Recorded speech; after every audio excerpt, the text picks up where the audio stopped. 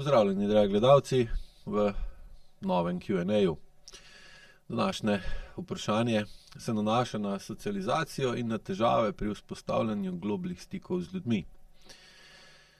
Nadaljujem z pismom, z vprašanjem gledalke. Moja zgodovina je zaznamovana s številnimi težkimi izkušnjami. Bila sem neželen otrok, odraščala v družini, kjer je bilo prisotno psihično in fizično nasilje s strani očeta. Kot otrok sem bila pogosto bolna, večkrat sama v bolnišnici in že zgodaj sem se soočala z občutkom osamljenosti. V osnovni šoli sem imela eno dobro prijateljico, ki me je kasneje zapustila. V srednji šoli nisem uspela vzpostaviti globokih prijateljskih vezi, pogosto sem občutila sram in nisem se mogla nikomur zaupati. Občutek nepripadnosti in izolacije me spremlja že od otroštva, kar me je pogosto potisnilo v vlogo žrtve. Kasneje v življenju sem imela nekaj dobrih prijateljstev in tudi partnerja, s katerim sem že 20 let. Vendar pa partnerski odnos ni prenesel pravega zavetja in globine, ki sem jo iskala. Prav tako sem v tem času izgubila večino drugih prijateljstev, saj jim nisem posvečala dovolj pozornosti. Tudi danes se v družbi pogosto ne počutim sproščeno ali zanimivo za druge. Ne vem, kaj bi rekla in se težko vključim. Tudi nekaj priložnosti za pristna prijateljstva, ki sem jih imela, sem zapravila, ker nisem vlagala dovolj energije ali nisem bila dovolj iskrena glede svojih občutkov. Zanima me, ali in kako bi mi lahko AIKU metoda pomagala pri vzpostavljanju globih stikov in premagovanju teh ovir. Kako bi lahko s pomočjo AIKU metode okrepila zmožnost povezovanja z ljudmi in izstopila iz vloge žrtve, ki sem jo nezavedno igrala večino življenja. Ob tem bi dodala, da AIKU metoda name deluje pozitivno. V enem letu sem občutno dvignila čustveno zrelost in izboljšala reakcije v partnerskem odnosu ter odnosu z mamo.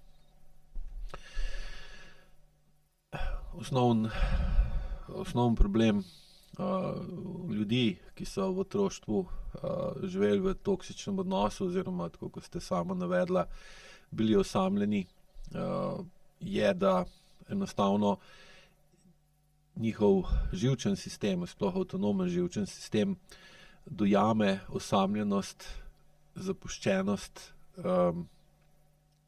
izostavljenost kot manj nevarno stanje, kot če smo v družbi ali pa povezani z drugimi ljudmi. Predvsem zaradi tega, ker otrok v bistvu vse odnose, ki jih ima kasneje v življenju, temelji na prvinskem, na tem osnovnem odnosu najprej z mamo, potem seveda tudi z očetom. In če ta odnos ni bil v redu, če so bile v tem odnosu prisotne zlorabe, takšne ali drugačne vrste, jakosti in dolžine trajanja, potem seveda njegov telo, on kot celota dojame, da odnosi niso nekaj pozitivnega, niso nekaj potrebnega, niso nekaj dobrega ali pa želenega, ampak v bistvu dojame, da če je sam, mu je bolje, kot če ni sam. Predvsem zato, ker zaupanje v drugega človeka, katerega koli v bistvu se določa z tistim nekim osnovnim referenčnim zaupanjem v starša. Po naravnih zakonih ali pa po normalnem, naravnem delovanju odnosa med staršem in otrokom je vsem logično, da bi moral otrok brez težav ali pa brezpogojno zaupati staršu in se tudi seveda zanesti na to, da bo starš deloval v njegovem interesu, da ga bo ščitil, branil, varoval, podpiral.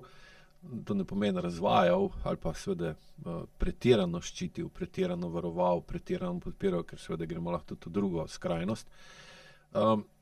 Ampak otrok kot novorojeno, nemočno, neobogljeno živo bitje enostavno je odvisen od staršev, da starši poskrbijo za njega in torej nima druge izbire, kot da staršem zaupa, in če se starši vedejo neprimerno temu zaupanju, kar je seveda običajno povezano tudi z njihovo lastno travmatično izkušnjo njihovega otroštva, ker oni tudi sami niso mogli zaradi objektivnih ali subjektivnih razlogov zaupati svojim staršem, pride do tega, da enostavno je oblika medsebojnega odnosa med staršem in otrokom premalo zaupanja vredna, in otrok potem definira, da je odnos z drugimi ljudmi, normalen odnos z drugimi ljudmi takšen, da mu ni za zaupati, in seveda potem jasno težko zaupa, ali pa neprimerno, neučinkovito uporablja zaupanje.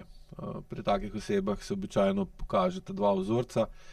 Prvi je, da nobenem ne zaupa, da se izolira, da postane osamljen ali pa se obda samo z zelo ozkim številom ljudi, ali pa še v nadaljevanju, da odnose vzdržuje predvsem z živalmi ali pa tudi z rastlinami, dostikrat tudi s predmeti, napravami recimo, da bolj zaupa napravi kot človeku, bolj zaupa živali kot človeku. In seveda, bolj ko zaupamo nekom, bolj učinkovit odnos imamo s tako osebo in bolj nas taka oseba privlači. Druga skrajnost ali pa drug običajen vzorec je pa, da taka oseba ne zna pravilno oceniti, komu je za zaupati in komu ni za zaupati. In potem zaradi močne želje potem, da bi bila z nekom, ker na telesu čuti posledice osamljenosti in hrepenenje telesa, da bi imel socialne stike, ker smo na koncu le v svojem bistvu socialna bitja, ki rabimo druge ljudi, zato da dobimo potrditev ali zavrnitev, da nas kalibrirajo z svojimi odnosi. Seveda ne preveč, ker če smo preveč odvisni od vpliva drugih ljudi, da skozi njihove odzive na nas določamo svojo lastno vrednost, pa gremo v narcisno vedenje, ker spet ni dobro. In seveda taka oseba potem, ker ne zaupa sebi, ker ni mogla zaupati staršem ali pa starši niso zaupali njemu kot otroku, in potem pride do napačnega stanja pa delovanja zaupanja. Potem seveda je tukaj taka oseba pretirano zaupa ali pa dostikrat najprej zelo navdušena nad nekom, potem pa seveda tako zaupanje ta oseba ne opraviči in gremo potem iz navdušenja v razočaranje, zagrenjenost, zamero in podobna čustva, kar nas potem spet pahne v nov krog osamljenosti, v katerem smo nekaj časa in se potem spet dvignemo iz te osamljenosti, ko ne moremo več biti sami in najdemo spet neko drugo zvezo, ki spet nekaj časa deluje. Se pravi, da imamo odnose z ljudmi na tako imenovan digitalen način, ali je 0 ali pa 1. Nimamo pa tistih vmesnih faz, ki so normalne za odnose med živimi sistemi, ki delujejo analogno. Se pravi, da je vse med 0 in 1. To so neke osnove, zakaj pride do takih do težav pri vzpostavljanju globokih stikov in ohranitvi globokih stikov, ker seveda je globok stik z drugim človekom zahteva čas, kar pomeni globlji odnos ne moremo razviti v kratkem času, torej moramo biti sposobni imeti tak živčno-mišičen sistem, da lahko v bistvu za neko osebo dlje časa sodelujemo in upravičimo zaupanje, upravičimo, da se vedemo odgovorno in da je odnos z nami učinkovit, in ta učinkovit odnos pa potem omogoča večjo globino, ker učinkovit odnos za sabo potegne, ustvari večjo medsebojno privlačnost, in boljša, ko je medsebojna privlačnost, večjo globino ima lahko odnos in pa s časom se še poglablja, postane bolj trden, ker je zaupanje še bolj podkrepljeno z dejanji. In seveda, če tega ni, če tega ne znamo, kar je pa zaradi travmatičnega otroštva in potlačenega, prikritega ali popačenega nezaupanja do staršev ali pa staršev do nas, skoraj nujno, da se zgodi, pride v to, da smo nezmožni razvijati globoke stike. Zdaj, IQ deluje tukaj na dveh področjih. Prvi je, da zmanjšuje senzorno-motorno amnezijo skozi pravilno uporabo in razumevanje AEK vaj.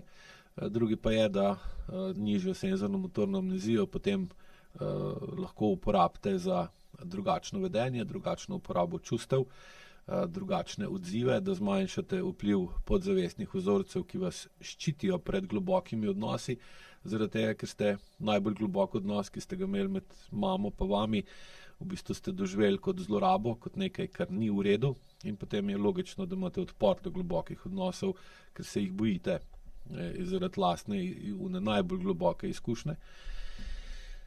Tukaj lahko dodam, da običajno tudi mati tega otroka ni imela globokega odnosa s svojo mamo, pa njena mama verjetno običajno tudi ni imela globokega odnosa s svojo mamo, in se potem to nezaupanje med materjo pa otrokom vleče več generacij in potem seveda postane tako močno, da je logično, da taka oseba ne more zaupati sebi in ne zna realno oceniti, koliko lahko sebi zaupa, se ne čuti, se ne zaznava, ker ima senzorno-motorno amnezijo, in pa ker ne ve, kako je, kdo je, kje je, kako se počuti v resnici, jo non-stop presenečajo njeni odzivi na določeno situacijo in pa si realno ne zaupa, in bolj ko si ne zaupa sebi, pa manj ko realno lahko zaupa sebi, manjša verjetnost, da bo lahko ustvarila globok odnos z drugo osebo. Zdaj, ko zmanjšujete senzorno-motorno amnezijo z povečevanjem povezave med telesom in zavestjo, začnete vedno bolj zaupati sebi, v dobrem in v slabem. Po drugi strani pa skozi AEK greste v proces dvigovanja čustvene zrelosti, ker nižjo, ko imate senzorno-motorno amnezijo, in ob primernem učenju strani AEK učitelja dobite potem počasi občutek, da tako kot ste sama na koncu napisala, da ste občutno dvignili čustveno zrelost in s tem izboljšali reakcije v partnerskem odnosu in odnosu z mamo. Z višjo čustveno zrelostjo, višjo, ko imamo čustveno zrelost, lažje imamo globlje odnose in te odnosi so tudi bolj stabilni, bolj odporni na entropijo, na razpadanje, na vpliv časa, na vpliv okolja. Sploh danes, ker je vpliv okolja na naše medčloveške odnose tak, da ni časa za globje odnose, ker globoki odnosi zahtevajo tudi seveda več časa, je vedno težje imeti globoke odnose, in zdaj, če imamo še nizko čustveno zrelost ali pa prenizko čustveno zrelost in previsoko senzorno-motorno amnezijo, kar oboje omogoča, da lažje preživimo v pomanjkanju časa in niti ne opazimo, da smo v stiski s časom. Seveda, bolj ko to spreminjate, lažje imate globje odnose s sabo najprej, potem pa s partnerjem, potem pa vedno bolj tudi z otroci in z drugimi ljudmi. Tako da pot, na katero ste se podali in ste že 1 leto na njej, je vsekakor primerna, samo traja pa kar nekaj časa, sploh če so bile travme v otroštvu močne in globoke in ste še dobili na svoja pleča še mamine križe in očetove križe in težave, ki jih ona dva nista mogla rešiti zaradi nepremejhnega medsebojnega zaupanja. Traja več let, da se to uredi, ampak se uredi in potem je vsakič malo boljše.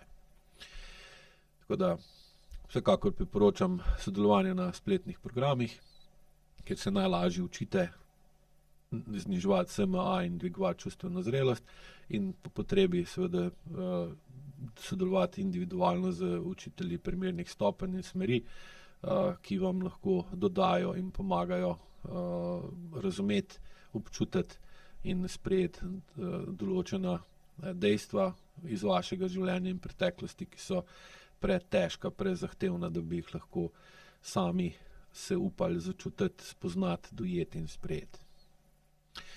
Hvala lepa.